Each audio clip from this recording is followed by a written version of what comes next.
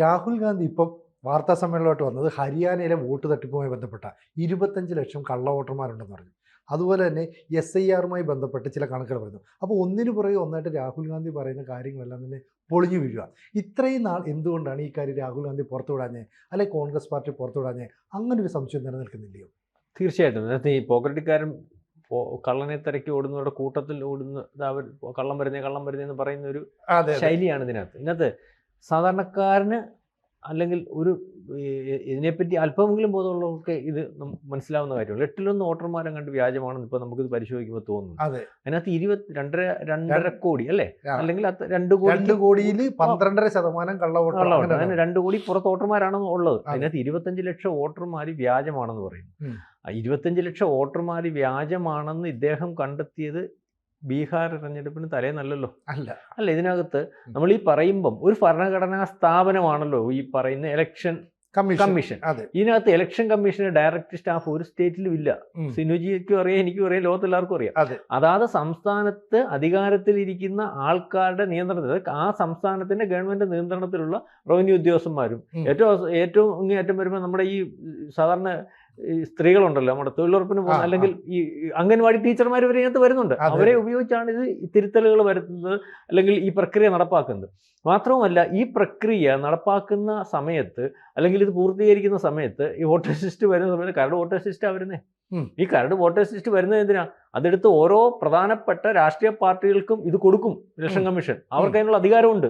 അത് പരിശോധിച്ചതിന് ശേഷം ഇതിനകത്ത് അവർ പറയുന്ന എന്തെങ്കിലും കുറവുകളോ പോരായ്മകളോ ഉണ്ടെങ്കിൽ തിരുത്തുന്നതിന് വേണ്ടിയാ. ആക്ഷേപം കൊണ്ട് തിരുത്താം. അതായത് ഇലക്ഷന് മുമ്പ് 1 മാസം മുമ്പ് വരെ, ഏതാണ്ട് 10-20 ദിവസം മുമ്പ് വരെ നടത്താൻ പറ്റും. പുതിയ വോട്ടർമാരെ ചേർക്കുന്നതിന് വേണ്ടിയും സാധിക്കും. ഈ സമയത്ത് ഈ പറയുന്നത് പോലെ 25 ലക്ഷം ഇതുവരെ പറഞ്ഞത് ഒക്കെ പൊളിഞ്ഞു. 25 ലക്ഷം വോട്ടർമാർ വ്യാജമാണെന്ന് പറയുകയും അതിനകത്ത് ഈ പറയുന്ന ഒരു മോഡലിന്റെ പടം, ഞാൻ ഒരു നിസ്സാരമായിട്ടൊരു കാര്യം ചോദിച്ചിട്ട്, ഒരു മോഡലിന്റെ പടം ഞാൻ ഇപ്പം സിനു ഇപ്പോൾ ഏതെങ്കിലും ഒരു പാർട്ടിയുടെ രാഷ്ട്രീയ പാർട്ടിയുടെ പ്രവർത്തകനാണ്, നിങ്ങൾ ഇരിക്കുന്ന ഒരു ബൂത്തിലാണ് ഇരിക്കാൻ പറ്റും. എന്തിനായിരിക്കാൻ പറ്റുന്നത്? വരുന്ന വോട്ടർമാരെ എന്തെങ്കിലും വോട്ടർമാർ കള്ളനാണോ, കള്ളവോട്ട് ചെയ്യാൻ വരുന്നതാണോ അഡ്രസ്സ് ചെയ്ത് നോക്കിയിട്ട് അല്ല, ഇന്ന വ്യക്തിയല്ല, ചലഞ്ച് ചെയ്യാം. ആ അയാൾക്ക് വോട്ട് ചെയ്യാൻ തർക്കം ഉണ്ടെങ്കിൽ ആ വോട്ട് നമ്മൾ ഹോൾഡ് ചെയ്യും, അല്ലെങ്കിൽ കാസ്റ്റിംഗ് വോട്ട് അങ്ങനെ ഒക്കെ ചലഞ്ച് ചെയ്ത് മാറ്റും. ഈ സമയത്ത് ലോകത്തെ ഏറ്റവും വലിയൊരു മോഡൽ ആയിട്ടുള്ള ഒരു സ്ത്രീയുടെ ഫോട്ടോ വെച്ചാൽ ആ 22 ഇയാൾ പറയുന്നത് ശരിയാണെങ്കിൽ ആ മോഡലിലല്ലേ വന്ന് വോട്ട് ചെയ്യേണ്ടത്. അവര് ബ്രസീലിയൻ മോഡലാണല്ലോ. അപ്പൊ അതിനകത്ത് എന്ത് വാസ്തവം? ഇത് കേൾക്കുന്നതിനകത്ത് ഒരു കൗതുകം പോലും ഇല്ലാത്ത കാര്യമില്ല. കേൾക്കുന്ന ആൾക്കാർക്ക് തോന്നുന്ന ഒരു അവസ്ഥ എന്ന് പറഞ്ഞാൽ ഇയാൾക്ക് തലയ്ക്കകത്ത് ശകലം പോലും ബോധമില്ല, അല്ലെങ്കിൽ തലയ്ക്കകത്ത് എന്തെങ്കിലും ഓളമാണോ എന്നുള്ള രീതിയിലേക്ക് വരും. അപ്പം ഇതിനകത്ത് ഈ പറയുന്നത് പോലെ ശക്തമായ പാർട്ടി സാന്നിധ്യം വളരെ കൃത്യമായിട്ട് BJPയുടെ കൂട്ട് തന്നെ ഉള്ളടോ ഹരിയാന കോൺഗ്രസിന്. ഈ കോൺഗ്രസിന് ഇതെല്ലാം കണ്ടുപിടിക്കാനും അല്ലെങ്കിൽ ചലഞ്ച് ചെയ്യാനും അവിടെ പ്രശ്നം ഉണ്ടാക്കാനും സാധിക്കുന്ന ഇടത്ത് ഇലക്ഷൻ കഴിഞ്ഞ് ഇപ്പൊ ബീഹാർ ഇലക്ഷൻ വരുമ്പോൾ ഹരിയാനയിൽ അട്ടിമറി നടത്തിയാണ് അധികാരത്തിൽ വന്നതെന്ന് പറയുന്നത് നേരത്തെ ഈ പറയുന്ന വോട്ടിംഗ് മെഷീൻ്റെ അതേ പാർട്ടിയാണല്ലേ. വോട്ടിംഗ് മെഷീന്റെ പേര് പറയുമ്പോൾ, വോട്ടിംഗ് മെഷീൻ വ്യാജമാണെന്ന് പറയുമ്പോൾ, അതിവിടെ ഉപയോഗിക്കുന്നത് BJP ജയിക്കാനെന്ന് പറയുമ്പോൾ ഈ വോട്ടിംഗ് മെഷീൻ ഉപയോഗിച്ച് കോൺഗ്രസ് ജയിക്കുമ്പോൾ ഉണ്ടായിരിക്കുന്ന ഒരു അവസ്ഥ ഉണ്ടല്ലോ. അത് പൊളിഞ്ഞു പോയതിനു ശേഷം ഇദ്ദേഹം കൊണ്ടുവന്നിരിക്കുന്ന ഒരു കാര്യമാണിത്. അതായത് ഈ രാജ്യത്ത് ഇദ്ദേഹത്തിന്റെ 2 അജണ്ടയാണ്. രാജ്യത്ത് ജനങ്ങളെ, സാധാരണക്കാരനെ ജനാധിപത്യ സംവിധാനത്തിൽ കൂടി ഇരിക്കുന്ന ഒരു ഗവൺമെന്റ് വ്യാജമാണെന്ന് കൊണ്ടുവരിക. അതായത് നമ്മുടെ ഇവിടുത്തെ കാര്യങ്ങൾ വ്യാജമാണ്. ഇത് ഇവിടെ ചർച്ച ചെയ്യുന്നതിനപ്പുറം ഇത് ലോകത്ത് ചർച്ച ചെയ്യത്തില്ലേ? അതുപോലെ തന്നെ ഏറ്റവും പ്രധാനപ്പെട്ട ഒരു ആരോപണം കഴിഞ്ഞ ദിവസം ബീഹാർ തെരഞ്ഞെടുപ്പിൽ അദ്ദേഹം കൊണ്ടുവന്ന് ഓർക്കുന്നുണ്ടോ? ഏതാ? സൈന്യത്തിനകത്ത് 10% വരുന്ന ആൾക്കാർ സവർണരാണ്. അവരാണ് ഈ കാര്യങ്ങൾ, ജുഡീഷ്യറിയും സൈന്യവും ലോകത്തിന്റെ എല്ലാ കാര്യവും വരും. 90% വരുന്ന സാധാരണക്കാരൻ, ദളിതനും പാവം പിടിച്ചവനും അല്ലെങ്കിൽ ഈ പറയുന്ന ന്യൂനപക്ഷത്തിനും ഉള്ള കാര്യങ്ങൾ തീരുമാനിക്കുന്നത് അവരാണ്. അവരുടെ അപ്രമാദത്തിലാണ് കാര്യങ്ങൾ. നിങ്ങൾക്കൊരു കാര്യവുമില്ല രാജ്യത്ത്. എന്താണ് ബ്രിട്ടീഷുകാരൻ ഇവിടെ പയറ്റിയ അതേ മുദ്രാവാക്യം തന്നെയല്ലേ ഈ രാജ്യത്ത്? ഞാനൊരു കാര്യം ചോദിട്ടെ, 55 കൊല്ലം ഇരുന്ന് ഭരിച്ചതാരാ? കോൺഗ്രസ്. അവരാണ് ഈ സിസ്റ്റം കൊണ്ടുവന്ന് 10-11 കൊല്ലം കൊണ്ടാണല്ലോ ഈ BJP എന്ന് പറയുന്ന സംവിധാനം ഇദ്ദേഹം എതിർക്കുന്ന അല്ലെങ്കിൽ ഇദ്ദേഹം ആരോപിക്കുന്ന, ഇദ്ദേഹം പറയുന്നത് പോലെ ഇത് ഇപ്പോഴെങ്ങാണ്ട് വന്നതുപോലെ പറയുന്ന ഈ സിസ്റ്റമൊക്കെ കൊണ്ടുവന്ന് അവരൊന്നുമല്ലോ.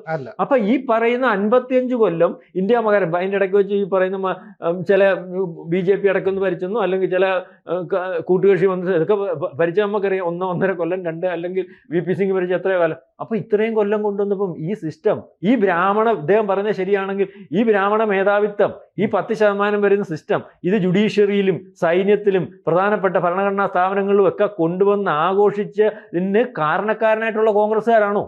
ഇത് അറിയാവുന്നവർ ചോദിച്ചാൽ എന്ത് ചെയ്യും?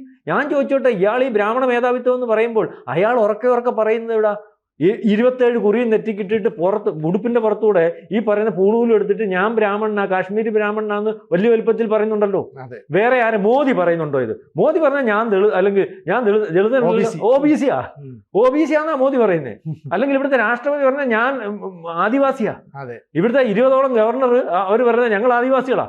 പല സംസ്ഥാനങ്ങളിലെ മുഖ്യമന്ത്രിമാർ പറഞ്ഞാൽ ഇവർ വന്നപ്പോഴില്ല എന്ന് പറഞ്ഞു. ഇവർ പറയുന്ന ഈ ആധിപത്യം അല്ലെങ്കിൽ മത ധ്രുവീകരണം ഉണ്ടാക്കി അല്ലെങ്കിൽ രാജ്യത്ത് ഇതുപോലെ സവർണ ആധിപത്യം സ്ഥാപിക്കുന്നതിന് വേണ്ടി ശ്രമിച്ചുകൊണ്ടിരിക്കുന്നതെന്ന് പറയുന്നവർ വന്നപ്പോഴാണല്ലോ നമ്മൾ ഈ കേട്ടത്. അതിനു മുമ്പ് ഇരുന്ന പ്രധാനമന്ത്രിമാരെയൊക്കെ ഒന്ന് പരിശോധിച്ചാട്ട് എത്ര ഉണ്ട്. കോൺഗ്രസിനകത്ത് പാർട്ടി നേതാക്കന്മാർ ഇപ്പൊ മല്ലികാർജ്ജുൻ ഖാർഗെ വരുന്നുണ്ട്. ഇയാൾ പൂണൂലിട്ട ദളിതനാ. 20,000 കോടി രൂപയുടെ ആസ്തി പാർലമെന്റിൽ വെച്ചപ്പോൾ തർക്കിക്കാൻ പോലും പറ്റാതെ വന്നില്ലേ? അപ്പൊ അതിനകത്തും സാധാരണക്കാരന് ഒരു ആനുകൂല്യവുമില്ല, അധികാരവുമില്ല, പ്രസക്തിയുമില്ല, എന്തെങ്കിലും ഉണ്ടോ? അപ്പൊ ഇതൊക്കെ കൊണ്ടുവന്നതാരാണ്? അതുപോലെ തന്നെയാണ് ഇപ്പൊ ഈ വോട്ട് ചോരി യാത്ര SIR എന്തോ സാർ നമ്മളിപ്പോൾ പരിശോധിക്കുമ്പോൾ ഏറ്റവും അവസാനം നമ്മുടെ നാട്ടിലേക്ക് വരാം, കേരളത്തിലേക്ക് വരാം. കേരളത്തിൽ ഇപ്പോൾ കഴിഞ്ഞ ദിവസം ഇന്ത്യൻ എക്സ്പ്രസ് കൊണ്ടുവന്ന ഒരു റിപ്പോർട്ട് എന്തുവാ? ഇന്ത്യൻ എക്സ്പ്രസ് കൊണ്ടുവന്ന റിപ്പോർട്ട് എന്ന് പറഞ്ഞാൽ ഇവിടെ 3,60,00,000 പേരേ ഉള്ളൂ നമുക്ക് ജനമായിട്ടുള്ളത്. അല്ല, നമ്മുടെ ജനസംഖ്യ അതിനകത്ത് 1 കോടിക്ക് അപ്പുറം അല്ലെങ്കിൽ 45 ലക്ഷോളം അധികം ആധാർ കാർഡ് ഇവിടെ ഉണ്ടെന്ന റെക്കോർഡ്. 45 ലക്ഷം വ്യാജ വോട്ട് ഇവിടെ ഉണ്ട്. അത് ആരുടെ വോട്ട്? നമ്മൾ ഭയക്കുന്ന ബംഗ്ലാദേശികളുടെ വോട്ട്, രോഹിംഗ്യ മുസ്ലിങ്ങളുടെ വോട്ട്. നമ്മുടെ രാജ്യം തകർക്കുന്നതിന് വേണ്ടി രാജ്യത്തിനകത്ത് ഉപയോഗിക്കാൻ പ്രാപ്തമായിട്ട് നിൽക്കുന്ന ഈ പറയുന്നത് പോലെ സ്ലീപ്പർ സെല്ലുകൾ ഉൾപ്പെടെ ഉണ്ടെന്ന് പറയുന്നവർ ആധികാരികമായിട്ട് ഈ രാജ്യത്തിന്റെ ഭരണ സംവിധാനത്തെ നിയന്ത്രിക്കാനുള്ള ജനാധിപത്യ സംവിധാനത്തിൽ ഇടപെടാൻ പ്രാപ്തമായിരിക്കുന്നു. അവരെ മാറ്റാനല്ലേ SIR. പിന്നെ അപ്പൊ പ്രിയങ്ക ഗാന്ധി ഇവിടെ എന്ന് പറഞ്ഞാൽ ഞാനിത് അനുവദിക്കത്തില്ലെന്ന് അവർക്ക് പറയാൻ പറ്റുന്ന കേരളത്തിലേ ഉള്ളൂ. വേറെ പറ്റത്തില്ല. വേറെ വടക്കേന്ത്യൻ സംസ്ഥാനത്തിലൊക്കെ രാജ്യം 55 കൊല്ലം ഞാൻ ഈ പറഞ്ഞതുപോലെ ഇവരുടെ വീട്ടുകാർ ഭരിച്ചെടുത്ത് വേറെ വടക്കേന്ത്യ സംസ്ഥാനത്ത് നിന്ന് ജയിക്കാൻ പ്രാപ്തമായിട്ടുള്ള ഒരു പ്രിയങ്കയും ഒരു രാഹുലും ഇല്ല. കേരളത്തിൽ വരണം. എന്തുകൊണ്ട് കേരളത്തിൽ വരണം? നമുക്ക് സംശയം തോന്നിയ കുറ്റം പറയാൻ സിനുജി എന്ന് വെച്ചാൽ ഇതുപോലുള്ളവരുടെ വോട്ട് ഇവിടെ ഉള്ളത്. അത് ആരുടെ വോട്ടാ? ഞങ്ങളിത് അനുവദിക്കത്തില്ലെന്ന്. അതായത് 45 ലക്ഷം ഞാൻ പറയുന്നു സിനുജി വിചാരിക്കുന്നു ബംഗ്ലാദേശിലായിരിക്കുമോ അല്ലെങ്കിൽ ഈ ഇന്ത്യക്ക് വെളിയിൽ നിന്ന് വന്നവനായിരിക്കുമോ? അത് വ്യാജമായിട്ട് ആരോ ചേർത്ത് വെച്ചിരിക്കുക എന്നതായിരിക്കുമോ? ഇന്ത്യ തകർക്കുന്നതിന് വേണ്ടി ആയിരിക്കുമോ? അവനെ മാറ്റാൻ സമ്മതിക്കത്തില്ലെന്ന് പറയുമ്പോൾ അത് ആരുടെ ഭാഗമാണ്? ആര് കൊണ്ടുവന്നതാ? SIR നടപ്പാക്കിയിട്ട് ഇന്ത്യക്കകത്ത് ആർക്ക് തർക്കം? നമ്മൾ ഇങ്ങനെ ചിന്തിക്കുന്നവരുന്ന എനിക്ക് വേണം റേഷൻ, നിങ്ങൾക്ക് വേണം റേഷൻ, എൻ്റെ റേഷൻ നിങ്ങളുടെ റേഷൻ, എൻ്റെ ആനുകൂല്യം നമ്മുടെ സാധാരണക്കാരൻ്റെ ഇന്ത്യക്കാരൻ്റെ മൊത്തം ആനുകൂല്യം വല്ലയിടത്തുനിന്നും ഒന്ന് വ്യാജമായിട്ട് കയറി വീതിച്ചു കൊടുക്കണോ? ഇന്ത്യക്കാരനാരും പറയത്തില്ല.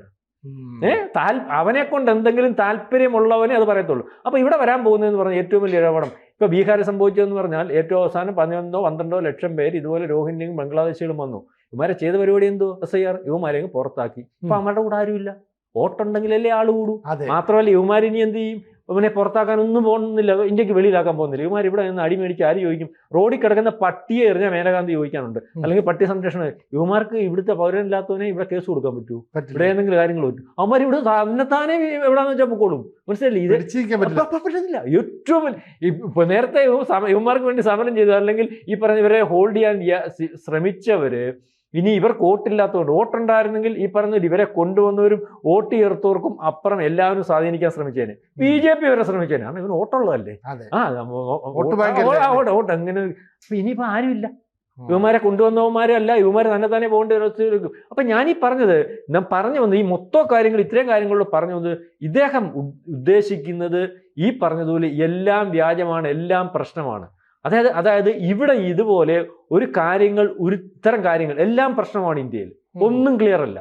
കോടതി ക്ലിയർ അല്ല, സൈന്യം ക്ലിയർ അല്ല, തെരഞ്ഞെടുപ്പ് ഭരണഘടനാ സ്ഥാപനം തെരഞ്ഞെടുപ്പ് സുതാര്യമല്ല, ഒന്നും. അല്ലെങ്കിൽ ഈ രാജ്യം ഭരിക്കുന്നത് ഒരു പ്രത്യേക 10% വരുന്ന ഈ പറയുന്ന സവർണാധിപത്യമാണ്. അപ്പൊ എല്ലാത്തിനകത്തും ഇങ്ങനെ പ്രശ്നങ്ങൾ ഉണ്ടാക്കി, വിഷയങ്ങൾ ഉണ്ടാക്കി ഈ രാജ്യത്തെ ഛിന്ന ഭിന്നമാക്കുന്നതിന് വേണ്ടി ആര് ശ്രമിച്ചിരുന്നോ, അങ്ങനെ ആര് രാജ്യത്തെ ഭരിച്ചിരുന്നോ അവരുടെ ഭാഗമായിട്ട് നിന്നുകൊണ്ട് ഒരു വലിയ മുറിവ് വീണ്ടും ഏൽപ്പിച്ച് വീണ്ടും അധികാരത്തിൽ വരുന്നതിന് വേണ്ടി, അല്ലെങ്കിൽ ഈ പറഞ്ഞതുപോലെ നമ്മൾ കണ്ടിട്ടുള്ള SDP-ക്കാരൻ്റെ മുദ്രാവാക്യം, PFI-ക്കാരൻ്റെ മുദ്രാവാക്യം എന്തായിരുന്നു? ഇവിടുത്തെ മുസ്ലിങ്ങളും ദളിതനും കൂടെ ചേർന്നാൽ ഇന്ത്യ ഭരിക്കാം. ഇതേ മുദ്രാവാക്യമല്ലേ ഇയാൾ ബീഹാറിൽ ചെന്ന് പറഞ്ഞത്? അതെ. ആണോ? അപ്പൊ ഇയാളുടെ മുദ്രാവാക്യം, ഇയാളുടെ അജണ്ട 2047 നമ്മൾ ഏറ്റവും അവസാനം നമുക്ക് സാധാരണക്കാരന് മനസ്സിലാവുന്ന പോലെ വിചാരിച്ചിരുന്ന ഇന്ത്യ ഭരിക്കാൻ സാധിക്കും. അതിന് ഈ ഇക്വേഷൻ അല്ലെങ്കിൽ ഭരിക്കാൻ സാധിച്ചിട്ടുണ്ടെങ്കിൽ നമുക്ക് ആയുധം എടുത്തായാലും ഇന്ത്യയെ കീഴ്പ്പെടുത്താൻ വേണ്ടിയുള്ള സായുധമായിട്ട് പരിശീലനം ചെയ്യിച്ചവർ നമ്മുടെ കൂടെ ഉണ്ട്. അതേ സിസ്റ്റം അല്ലേ? ജനാധിപത്യ സംവിധാനത്തിൽ കൂടി ഇദ്ദേഹത്തിന് അധികാരം വരുത്തി വരാൻ പറ്റുന്നില്ല. അപ്പം അതിന് ഈ മാതിരിയുള്ള കാര്യങ്ങൾ വീണ്ടും മുറിവേൽപ്പിക്കുന്നു. അതും ഒത്തില്ലെങ്കിൽ ആ ആൾക്കാരെ കൂട്ടി കലാപത്തോടുകൂടി ജനാധിപത്യ രീതിയിൽ അധികാരത്തിൽ വന്ന ഒരു സംവിധാനത്തെ തകർക്കുന്നതിന് വേണ്ടിയുള്ള ഒരു നീക്കമാണ്. അത് ഒരു നീക്കം. ഈ പറഞ്ഞ വോട്ട് ചോരിയുടെ ഇതിനു മുമ്പ് ഇതിന്റെ ടൂൾ കിറ്റ് എവിടെ നിന്നാവുന്നേ? മലേഷ്യ അല്ലേ? അങ്ങനെ ഒരു വാർത്ത വന്നു. എനിക്ക് സിനിമ എല്ലാം കൂടി സംസാരിച്ചു അങ്ങനെ. അപ്പൊ അത് വ്യക്തത വരുത്തിയുള്ള വാർത്തയാ, തെളിവ് സഹിതമുള്ള വാർത്തയല്ലേ? അപ്പൊ ഇതിന്റെ പുറകിൽ കൃത്യമായ ഒരു അജണ്ടയുണ്ട്. ഇതും പൊളിഞ്ഞു. കാരണം ഇതിനകത്ത് ചോദിക്കുന്നതൊക്കെ ഇതാണ്: നിങ്ങൾക്കിത് ഇപ്പോഴാണോ പറയാൻ പറ്റുന്നത്? നിങ്ങൾക്കിത് ബോധ്യമുണ്ടായിരുന്നല്ലോ, നിങ്ങൾക്കിത് അറിയാമായിരുന്നല്ലോ. അപ്പം നിങ്ങളുടെ വോട്ടായിരുന്നോ 25 ലക്ഷം? നിങ്ങൾ ആണോ ഈ വ്യാജ വോട്ടിന്റെ വ്യക്താക്കൾ? നിങ്ങൾ അവിടെ ജയിച്ചു കഴിഞ്ഞപ്പോൾ നിങ്ങൾ ഈ കൃത്യതയോടുകൂടി നിങ്ങൾക്കറിയാവുന്ന വ്യാജ വോട്ട് ആരോപണം ഇതുപോലെ ഇവിടുത്തെ രാജ്യത്തെയും ജനാധിപത്യ സംവിധാനത്തെയും ഈ ഭരണഘടനാ സ്ഥാപനത്തെയും വ്യാജമാണെന്ന് വരുത്തുന്നതിന് വേണ്ടി കൊണ്ടുവന്നതാണോ? അല്ലെങ്കിൽ എങ്ങനെ ഇത്ര കൃത്യമായിട്ട് പറയാൻ പറ്റും? അതായത് ഈ പറഞ്ഞതുപോലെ 25 ലക്ഷം വോട്ട് ഈ പറയുന്ന ഹരിയാനയിൽ ഉള്ളത് കോൺഗ്രസിന്റെ വ്യാജ വോട്ടാണ്. അതൊരു പക്ഷേ ബംഗ്ലാദേശികളുടെ ആയിരിക്കാം, രോഹിംഗ്യ മുസ്ലിങ്ങളുടെ ആയിരിക്കാം. പിന്നെ മാത്രമല്ല 25 ലക്ഷം വോട്ട് കൊള്ളയെന്ന് പറഞ്ഞ് 25 ലക്ഷം വോട്ട് BJPക്കാണ് ചെയ്തതെന്ന് തെളിവല്ലോ ഉണ്ടോ? തെളിവുണ്ട്. ഇയാൾ പറയുന്നത് അതെല്ലാം. അപ്പൊ പിന്നെ എന്താണ്? അപ്പൊ ഇത് ഇവർക്കറിയാം, ഇവരുടേതായിരുന്നു, ഇവരാണ് ഇത് ചെയ്തുകൊണ്ടിരിക്കുന്നത്, ഇവർക്കാണ് ഇത് വേണ്ടത്. അതുകൊണ്ടാണ് SIR ഉൾപ്പെടെ ഈ പറയുന്നത് പോലെ വേണ്ടാന്ന് തീരുമാനിക്കുന്നത്, അതിനെതിരെ സമരം ചെയ്യുമെന്ന് പറയുന്നത്. അതിന്റെ വോട്ടർമാർ ഇപ്പൊ തന്നെ ബീഹാറിൽ മനസ്സിലായിരുന്നു. ഈ പറയുന്നത് 14 ലക്ഷം വന്ന എവിടുന്നാ വന്നിടത്ത് ആരാ ജയിച്ചുകൊണ്ട് വരുന്നത്? OIC പ്രതിപക്ഷ പാർട്ടി. അപ്പൊ അതാണ് ഇതിന്റെ കാര്യം. അപ്പൊ ഇതിനകത്ത് ഈ പറയുന്നത് ഈ വോട്ട് കൊള്ള അല്ലെങ്കിൽ ഈ വ്യാജ വോട്ട് ഇന്ത്യയിലുടനീളം പരിശോധിക്കുമ്പോൾ അതിന്റെ കസ്റ്റോഡിയൻ രാഹുലിന്റെ പാർട്ടിയാണ്, രാഹുലാണ്. കൂടുതൽ വാർത്തകളും വിശേഷങ്ങളും നിങ്ങളിലേക്ക് എത്താൻ ABC മലയാളം സബ്സ്ക്രൈബ് ചെയ്യുക, ബെൽ ബട്ടണും അമർത്തുക.